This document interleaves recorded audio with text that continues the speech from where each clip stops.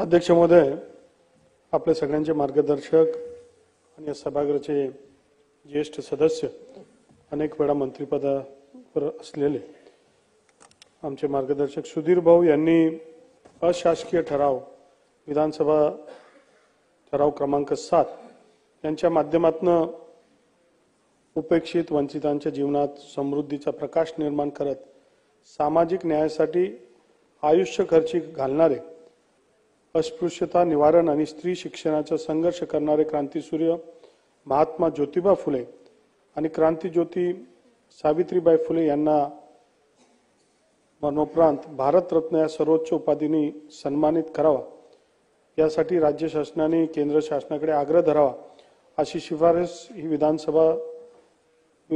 विधानसभा शासनाला करीत आहे। अध्यक्ष महोदय, सुधीर भाऊ हे ज्येष्ठ सदस्य आणि त्यांनी अनेक आपल्या या विधानसभेमध्ये ठराव मांडले। अध्यक्ष महोदय, आपल्या या महाराष्ट्रामध्ये अनेक महापुरुषांनी जन्म घेतलेला आहे। अध्यक्ष महोदय, महाराष्ट्र ही खरं रत्नांची खाण आहे आणि ज्यावेळेस आपण महापुरुषांचा उल्लेख करतो त्याच्यामध्ये क्रांतीसूर्य महात्मा फुले आणि क्रांतीज्योती सावित्रीबाई फुले यांचा अग्रक्रमाने उल्लेख करत असतो। अध्यक्ष महोदय, त्या काळामध्ये ज्या काळामध्ये महिलांना घराबाहेर येण्याची मनाई होती, त्या काळामध्ये स्त्री शिक्षणासाठी त्यांनी संघर्ष केला।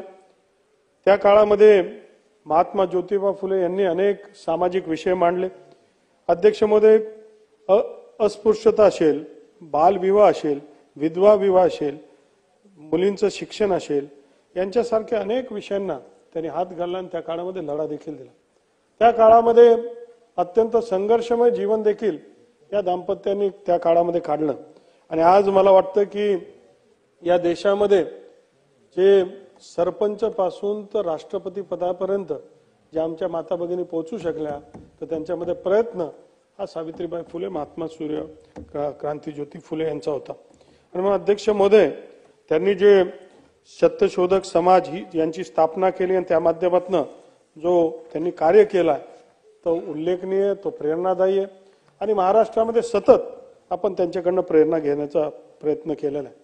सुधीर भाऊ, आपल्याला माहिती आहे की आपलं महायुतीचं सरकार जे आहे या महापुरुषांच्या विचारावर आधारित हे सरकार आहे आणि या महापुरुषांचा विचार जो आहे तो घेऊन चालणारं हे सरकार आहे आणि त्यामुळे सातत्याने आपल्या माता भगिनींसारखी लाडकी बहीण योजना असेल, अशा अनेक योजना या सरकारच्या माध्यमातून आल्या। आपण जो विचार मांडला अत्यंत स्तुत्य, स्वागतार्ह आणि म्हणून आपण जे भूमिका मांडली ती खरं तर अनेक वेळा आपण आपल्या सगळ्यांच्या मनामध्ये, अध्यक्ष महोदय, हे जे क्रांतीज्योती सावित्रीबाई फुले यांनी जे केलेलं कार्य आहे हे खरं याच्या माध्यमातून आपण सारेजण प्रेरणा घेत असतो। आपल्याला माहिती आहे की त्यांनी शिक्षण हे समाजाच्या विकासाचे महत्त्वाचे साधन आहे। महिला आणि शोषित यांना समान अधिकार मिळाले पाहिजे। अस्पृश्यता आणि जातीभेद याच्यासारखा सामाजिक समस्या दूर झाल्या पाहिजेत। विधवांचा पुनर्विवाह झाला पाहिजे। या अशा अनेक विषय त्यांनी मांडले आणि आपण जी भूमिका घेतली ही खरं तर अत्यंत महत्त्वाची। हा विषय पूर्वीच्या काळामध्ये कधीतरी व्हायला पाहिजे होता, पण कदाचित आपल्या सगळ्यांच्या माध्यमातून हे होणं क्रमप्राप्त असेल। मला माहिती जी आहे त्याच्या माध्यमातून 2000 मध्ये, 2015 मध्ये, 16 मध्ये, 18 मध्ये अशा प्रकारचा पत्रव्यवहार हा देखील झालेला आहे आणि हा प्रयत्न देखील झालाय, परंतु अधिक प्रयत्न करणं गरजेचं आहे। आणि सुधीर भाऊ, आपण जी भूमिका मांडली ही खरं या सरकारची भूमिकाच आहे, या सरकारचा विचार आहे आणि आपण ज्येष्ठ सदस्य असल्यामुळे आपण ही भूमिका मांडली आहे। मी अध्यक्ष महोदयांना विनंती करेल की 10 तारखेला जी आपली क्रांतीज्योती सावित्रीबाई फुले यांची पुण्यतिथी आहे, पण 10 म्हणू 11 म्हणू, कारण जर आता शेवटचा दिवस 11 असेल त्यावेळेस आपण 2 ओळीचा ठराव या महाराष्ट्रामध्ये, या विधानसभेमध्ये, पवित्र विधानसभेमध्ये मांडूया आणि सारे सदस्य मला वाटतं एक मताने, एक दिलाने, एक विचाराने या ठरावाला मंजूर करतील असा विश्वास मी या निमित्ताने व्यक्त करू इच्छितो। हे महत्त्वाचे विषय जे आहेत हे काळाच्या ओघामध्ये कधी कधी राहून जातात, पण पूर्वीच या सगळ्या गोष्टी झाल्या पाहिजे आणि एवढंच नाही तर पुढच्या काळामध्ये दिल्लीमध्ये पाठपुरावा करण्यासाठी स्वतः माझं खातं देखील आपल्याला माहिती आहे की प्रोटोकॉल विभागाच्या माध्यमातून पूर्वी ठराव जायचे, त्याच्यात अनेक विषय, अनेक लोकांचे नाव जायचे. पण आता नवीन सरकारमध्ये नवीन पद्धत झाली. जे समाजातले वंचित आहेत, जे समाजातले शोषित आहेत, त्यांना कुठले वशिला, कोणाचं शिफारसची गरज नसते. डायरेक्ट पंतप्रधान कार्यालयामधनं, दिल्लीमधनं, देशामधले जे विविध लोक आहेत त्यांना विविध पुरस्कार दिले जातात. आणि म्हणून हा जो एक महान मोठं कार्य या देशासाठी नाही तर या जगामध्ये देखील केलेलं आहे. आज देखील सुधीर भाऊ, अमेरिका सारख्या प्रगतशील राज्यामध्ये, प्रगतशील देशामध्ये अजून महिला राष्ट्रपती होऊ शकली नाही.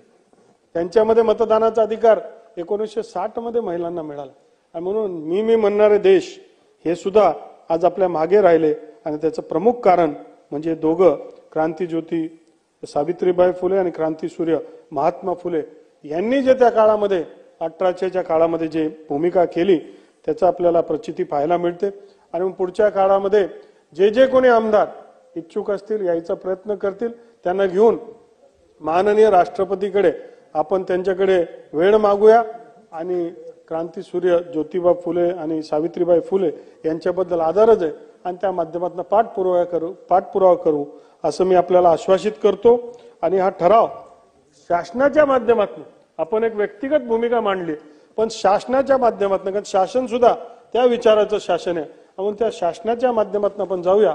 आणि मग हा ठराव व्यक्तिगत स्वरूपाचा न करता, म्हणजे आपण अशासकीय ठराव मांडलेला आहे तो मागे घ्यावा किंवा स्थगित करावा आणि पुढच्या काळात शासनाच्या माध्यमातून हा प्रयत्न होईल असं मी आपल्याला नम्रपणे सांगू इच्छितो. धन्यवाद. अध्यक्ष महाराज, अतिशय समर्पक उत्तर आणि भावनाप्रधान उत्तर माननीय मंत्री महोदय जयकुमार रावल यांनी दिलं. त्यांचं खूप खूप अभिनंदन. विनंती अध्यक्ष महाराज आपल्याला एवढीच आहे, तसेही तुम्ही प्रेम करतच आहात, तर पुढच्या आठवड्यात कोणताही दिवस ठरवून हा ठराव आपण करावा. या अगोदरही पत्रव्यवहार मीही केले आहे आणि काही विषयांवर तर मी 400 पत्र लिहितो. सभा तुटली होती, पुन्हा सुरू करतोय.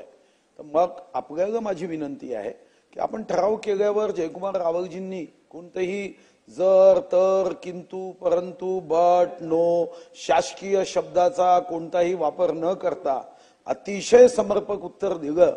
मी या ठरावा